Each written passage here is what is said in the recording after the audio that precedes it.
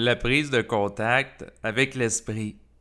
Avertissement, par rapport aux propos tenus dans le cadre de cet enregistrement, je vous ne demande pas de croire ce qui est dit, mais plutôt de vérifier par vous-même si cela est réel avec votre ressenti ou votre intellect. Bonne écoute. Lorsque l'esprit juge que l'humain est prêt à ce qu'il lui soit dévoilé son existence, il prend contact avec lui plutôt que l'inverse. Quand l'esprit estime que sa contrepartie terrestre a une structure énergétique suffisamment développée pour assumer sa présence sans sombrer dans la folie, il se manifeste à elle. De par son intelligence plus grande que celle de l'ego, l'esprit va déterminer le moment que cela va se produire. L'intelligence de l'esprit est le fruit d'un savoir de nature cosmique et vibratoire, alors que l'intelligence issue de l'ego repose sur la construction identitaire d'un être en évolution, influencé par des contraintes planétaires limitatives. Comme l'ego ne peut pas décider lorsque la prise de contact avec l'esprit va se produire, eh bien, il ne peut pas l'initier. Même si l'individu tente par différents moyens de vivre ce contact sans que l'esprit l'ait décidé, eh bien, cela sera inutile. Même s'il fait des prières, des jeûnes, des récitations de mantras ou de la méditation pour altérer sa conscience dans le but d'établir ce contact. Tout cela serait en vain. Le fait que c'est l'esprit qui entame ce type de contact sert à protéger l'ego contre l'immaturité qu'il pourrait présenter. Cette dernière pourrait l'amener à désirer des choses qu'il ne serait pas en mesure d'assumer pleinement par la suite. Par exemple, si un individu mature dans son développement d'âme pouvait entrer en contact avec la conscience de son esprit, alors qu'il n'est pas prêt à vivre ce contact, il pourrait sombrer dans la folie et ne plus être capable de fonctionner en société ensuite. Ainsi, il pourrait perdre la garde de ses enfants, son travail et connaître une rupture amoureuse à cause de la trop grande fascination qu'il pourrait avoir à l'égard de son esprit qui l'amènerait à se détourner des gens. Ce dernier pourrait l'amener à négliger sa vie et celle de ses proches sur le plan matériel. Dans certains cas, il vaut mieux que l'individu soit inconscient de cette réalité, mais qu'il soit en mesure de fonctionner en société sur le plan physique. La prise de contact prématurée avec l'esprit s'avère plus nuisible qu'utile au regard de l'évolution globale d'un individu. Cette dernière doit lui permettre de fonctionner d'une manière cohérente sur le plan physique et psychique.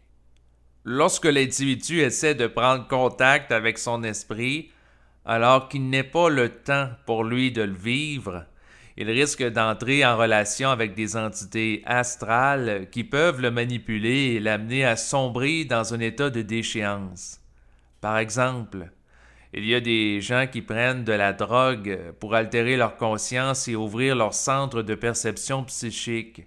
Cela est dangereux car ces substances peuvent les mettre en contact avec des entités astrales dont ils vont se mettre à entendre les voix et avoir leur vision.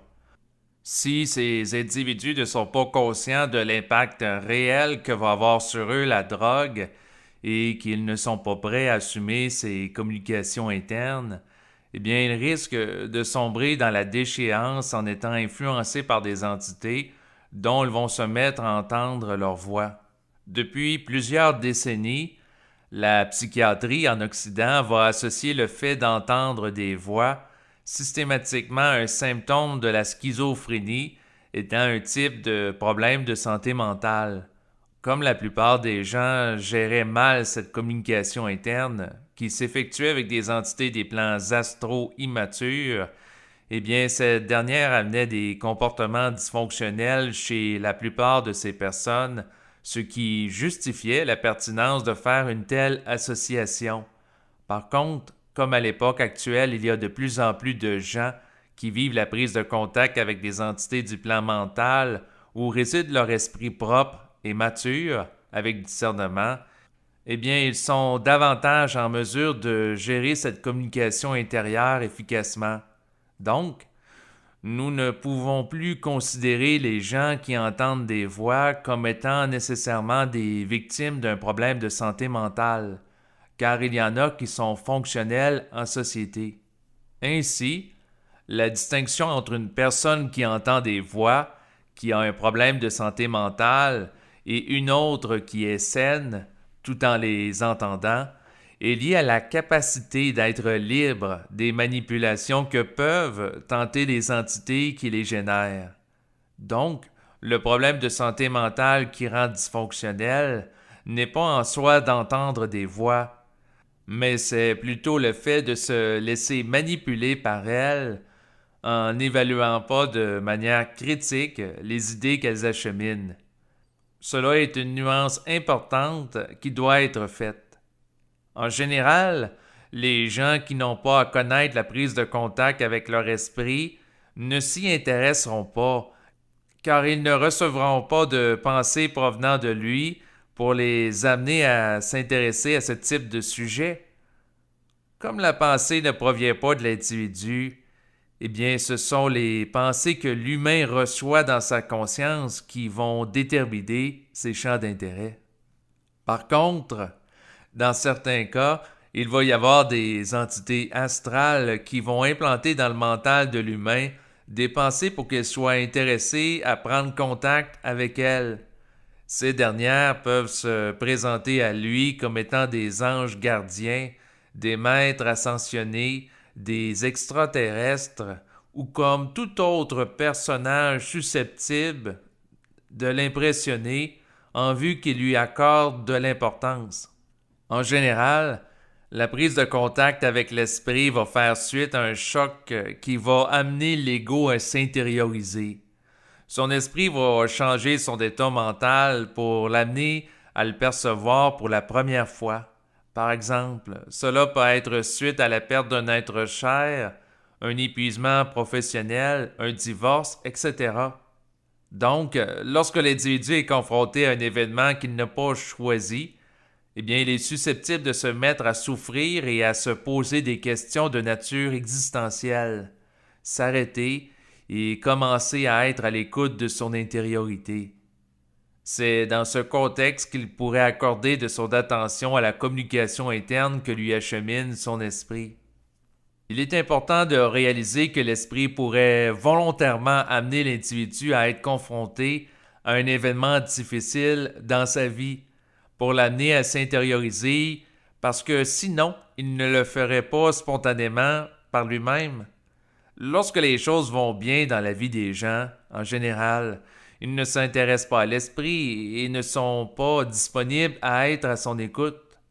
Souvent, ils vont plutôt porter leur attention aux choses se rapportant à la réalité matérielle, comme le travail, le sport, les films, la musique, les voyages, etc. Donc, l'esprit pourrait chercher à détourner momentanément l'attention de l'individu de ce qu'il perçoit avec ses 5 sens, se rapportant au plan matériel, pour l'amener à ressentir sa présence et à prendre contact consciemment avec lui et le plan psychique où il se situe, qui est immatériel. Plus l'individu s'avère inconscient et orgueilleux, et plus cela va lui prendre un événement qui crée un choc important auquel il va être confronté pour le remettre en question et pour changer ensuite sa manière de fonctionner.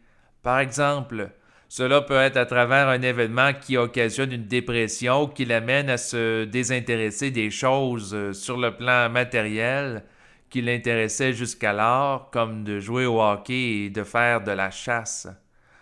Lors du changement mental suite à ce choc, l'individu peut tourner son attention vers des choses qui ne l'intéressaient pas jusqu'alors, comme la méditation, la spiritualité et la psychologie. Il y a des gens qui sont concernés par la prise de contact avec l'esprit et d'autres qui ne le sont pas du tout. L'esprit ne s'intéresse pas à tout le monde en même temps. Par conséquent, la personne qui vit la prise de contact avec lui doit être sélective pour choisir les gens avec lesquels elle va en parler ou non. D'en discuter à une personne qui n'est pas concernée est une perte de temps parce que cette dernière ne pourra pas comprendre ce que celui concerné vit étant donné qu'elle n'en fait pas l'expérience elle-même. La personne qui n'est pas concernée par cela pourrait penser que l'autre personne l'étant s'avère folle et se mettre à avoir peur d'elle. Donc cela pourrait être plus nuisible qu'utile d'en parler à tout le monde. Ainsi, la discrétion est de mise. Ce ne sont pas toutes les âmes qui se sont incarnées sur Terre à l'époque actuelle qui doivent vivre le contact avec l'esprit. Certaines d'entre elles vont devoir se réincarner pour le connaître. Si une personne est vouée à vivre ce phénomène, cela va être déterminé avant sa naissance dans son plan de vie qui va prévoir des événements y étant favorables.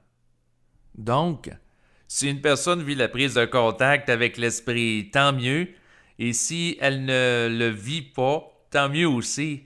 De la vivre ou non, cela présente des avantages et inconvénients dans les deux cas.